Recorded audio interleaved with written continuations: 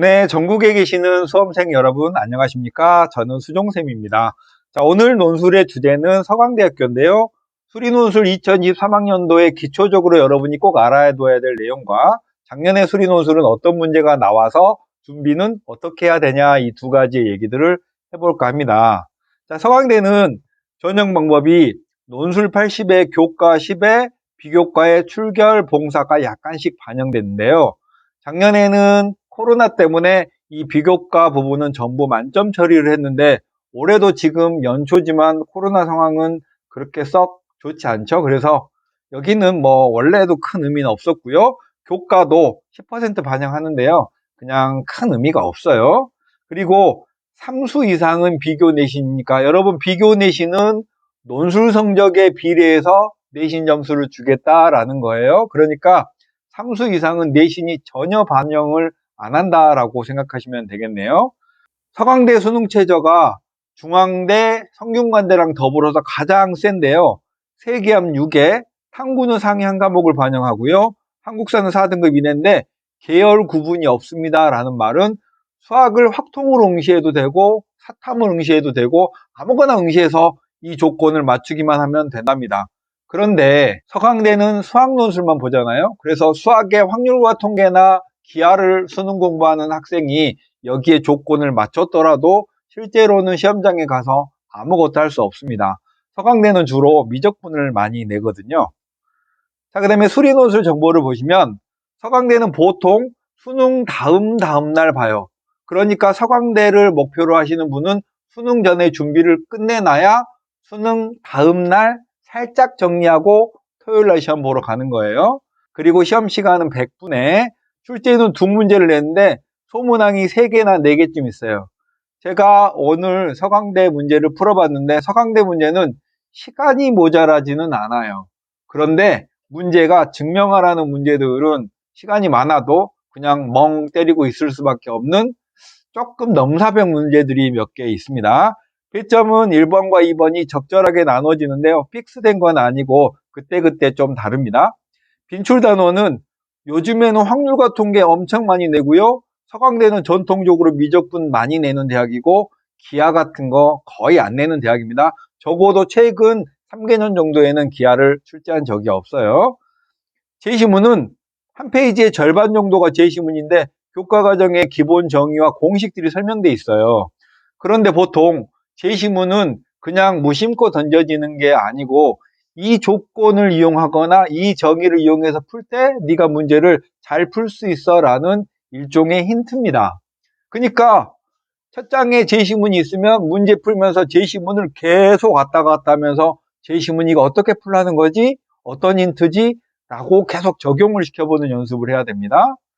그다음에 문제 형태는 증명 문제를 은근하게 많이 내요. 특히 문제 1번 소문항 시작할 때 증명 문제 탁 내면 바로 막혀버리거든요.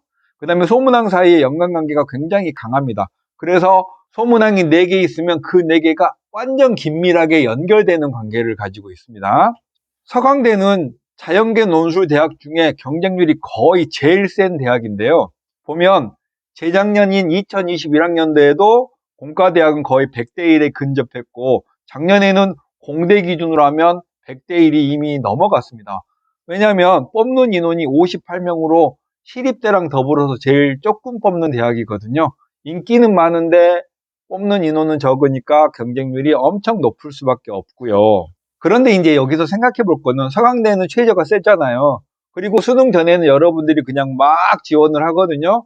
실제로는 서강대 최저를 충족한 학생의 비율은 여기보다 훨씬 낮아요. 그러니까 반대로 얘기하면 여러분이 서강대 최저를 6월이나 9월에 적어도 한 번 정도 세계암 6을 충족하지 못한 분은 지원하면 시험장에 가지도 못하고 최저에서 걸릴 확률이 매우 높습니다. 그리고 시험 시간은 1교시, 2교시 이렇게 나누어지는 거 여러분의 학과에 따라서 고르시면 되겠고요. 그러면 작년 서강대 기출문제가 어떤 게 나왔는지 확인해 보겠습니다. 두 번째, 서강대 수리논술 기출문제 심층 분석이에요. 제가 3개년 정도의 기출문제는 미리 분석해 놓은 게 있습니다. 작년 자료인데요. 2019학년도부터 20학년도, 21학년도 3개의 연도에 걸쳐서 분석을 해놨는데 화면이 작으니까 제가 서서히 스크롤을 올려드릴 테니까 보시고요. 주로 재작년에는 미적분에서 엄청 촘촘하게 여러 가지 개념을 물었고요. 확통도 냈었고요.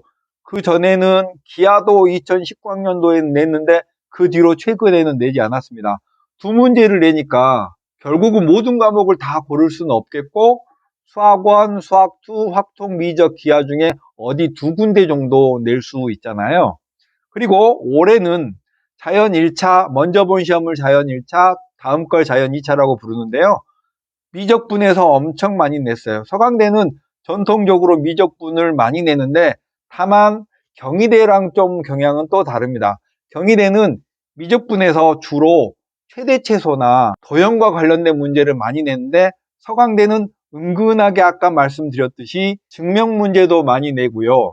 정적분과 연관된 것도 많이 내고 여기에 보시면 급수 같은 것도 많이 내요. 급수나 그 시그마 있는 거 인테그랄로 고치는 이런 문제도 어려운 거 많이 내고 모의논술에도 이런 거 많이 냈거든요. 그래서 서강대는 미적분 중심인데 주로 정의에 관한 증명 문제 같은 걸 많이 낸다라고 생각하시면 되겠고 재작년부터는 확률과 통계도 주로 확률에 많이 내는데 통계 쪽으로도 살짝 넘어가서 이산 확률 분포 같은 것도 많이 내니까 통계는 이제 경우의 수 확률 통계까지 해서 전 범위에 걸쳐서 어느 정도 중상급 이상 개념을 탄탄하게 다져놓아야 서강대 시험에 응시할 수 있을 것 같습니다. 서강대는 기하는 안 낼 것 같다고 했죠.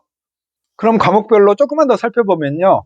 확률과 통계는 참 많이 낼 것 같은데 주로 확통이 29, 30번. 확통을 본격적으로 공부하지 않은 분들은 잘 모르실 텐데 여러 가지 상황들의 경우를 하나하나 따져내야 되는 거 있잖아요. 그게 논술 문제에서 가장 많이 내는 아이템이에요. 서강대뿐만 아니라 다른 대학도 복합적인 상황을 주고 이걸 어떻게 하나하나 분리해내면서 빠뜨리지 않고 경우를 셀 거냐. 그 다음에 확률과 통계에서는 조건부 확률이나 독립시행의 확률도 전통적으로 잘 다루는 소재예요. 그 다음에 미적분 같은 경우에는 증가 감소, 부등식 등 미적분 활용 단원인데 최대최소 같은 건 그렇게 많이 내는 것 같지는 않고요. 사이값정리나 평균값정리 같이 약간 구석구석에 있는 증명 문제 같은 걸 많이 낸다라는 거 여러분이 생각해 주시면 되겠고 기하는 거의 출제하지 않는다. 그런데 어떤 대학의 논술 문제는 이런 걸 많이 내라는 건 과거의 경향이지 미래에도 그렇게 낼 거라고 단언할 수는 없습니다. 사실 대부분의 대학들은요 작년에 낸 건 올해 안 내고 올해 낸 건 내년에 또 안 내고 이렇게 경향이나 이런 것들은 거의 없는 쪽에 가깝거든요. 그러니까 전체적으로 수학 전체 단원에 공부가 골고루 되어져 있어야 된다는 거죠. 서강대의 논술 문제 난도는 재작년부터 수리논술의 난도가 매년 낮아지고 있습니다. 여기는 모든 대학들이 다 수리논술의 난도가 점점 낮아지고 있어요. 그렇지만 난도가 낮아지면 합격 컷이 올라간다고 말씀드렸죠. 어쨌든 요즘의 수리논술은 상위권 대학들도 수능에 친화적인 문제들을 조금 더 많이 내는 경향이 있기 때문에 옛날보다는 더 주눅 들지 않고 논술 준비를 해도 될 것 같습니다. 마지막으로 서강대 논술을 고려하시는 분들에게 도움 말씀 드리겠습니다. 현재 4월 초잖아요. 그리고 10월 중순 정도 되면 수능이 한 달 정도 남으면 이제 수능의 마지막 총력을 다해야 돼서 지금부터 논술을 할 수 있는 기간은 6개월 정도밖에 없습니다. 수학의 2등급 이상 정도의 강자인 학생들은 수리 논술이 필수예요.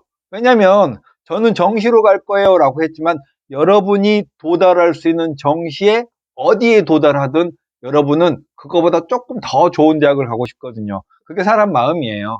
그럴 때 논술 전형은 마지막에 히든카드로서 6장을 툭 던질 수 있으니까 저 정시에 올인할 거예요 이런 순진한 생각하지 마시고 논술을 해둠으로써 기회를 추가적으로 더 갖는다라는 거 잊지 마시기 바라겠습니다. 오늘은 신촌에 있는 서강대학교 살펴봤습니다. 그럼 다음에 뵙겠습니다. 안녕.